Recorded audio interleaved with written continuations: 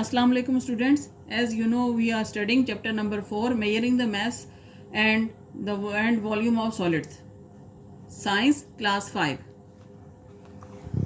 Today we are going to study the next topic on page number 47, and the topic is measuring the volume of irregular objects that floats. उन objects का वज़न मालूम करना है, हुजम मालूम करना है जो तैरती हैं. Aisha had another problem in her science report. She was supposed to find the volume of a cork. Ayesha को एक प्रॉब्लम ये भी है साइंस रिपोर्ट बनाने में कि उसने एक कॉर्क का भी वॉल्यूम मालूम करना है. कॉर्क क्या होता है? कॉर्क जो है एक सॉफ्ट सी लकड़ी टाइप का एक मटेरियल होता है जो अक्सर बॉटल्स के ऊपर लगाया जाता है ताकि उसके अंदर जो भी लिक्विड है वो गिरे नहीं. Unlike a stone, a cork does not sink in water. Cork जो है वो पत्थर की तरह पानी में डूबता नहीं है. In this case, how is she going to measure the volume of the cork using the displacement can method?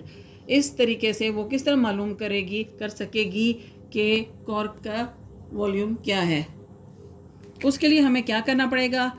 To find the volume of a piece of cork, what you need? A displacement can, a wooden block, a beaker, a measuring cylinder, a sinker, for example stone or any metal thing, a block, a piece of cork, a piece of string. What you do?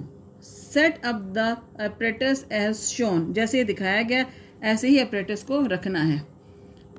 Fill the displacement can with water. Displacement can को पानी से भरना. Allow the excess water to flow into the beaker. Discard this water. और जो extra पानी है उसको निकलने दें, उसे एक बीकर में भर लें और उसे डिस्कार्ड कर दें, यानी ज़ाया कर दें, ख़त्म कर दें.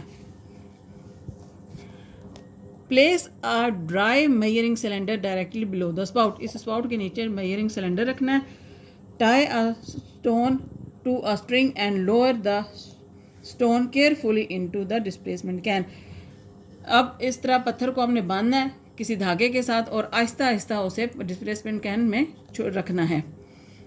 Allow the displaced water to collect in the measuring cylinder.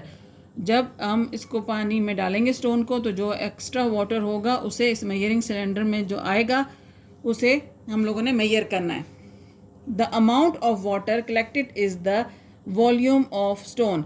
जब स्टोन डालने से पानी हमारा बीकर में जितना पानी आएगा वो उस पानी का उस पत्थर का वॉल्यूम होगा. रिकॉर्ड इट एज वॉल्यूम ए.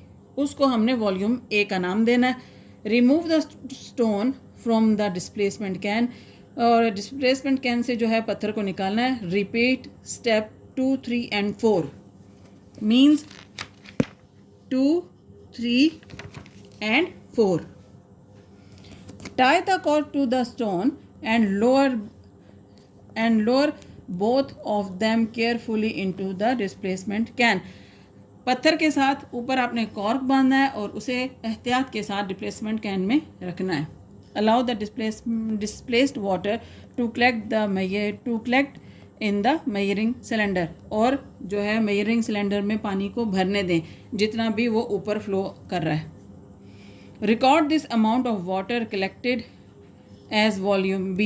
अब जो पानी आएगा दोबारा हम इसमें भरेंगे मेजरिंग सिलेंडर में भरा जाएगा उसको हम वॉल्यूम B कहेंगे. The difference between volumes A and B is the volume of the cork. जो हम लोगों ने इसका वॉल्यूम मालूम किया और इसका मालूम, इन दोनों की चीज़ों में जो फ़र्क था वॉल्यूम ए में और वॉल्यूम बी में, वो इस कॉर्क का वॉल्यूम होगा.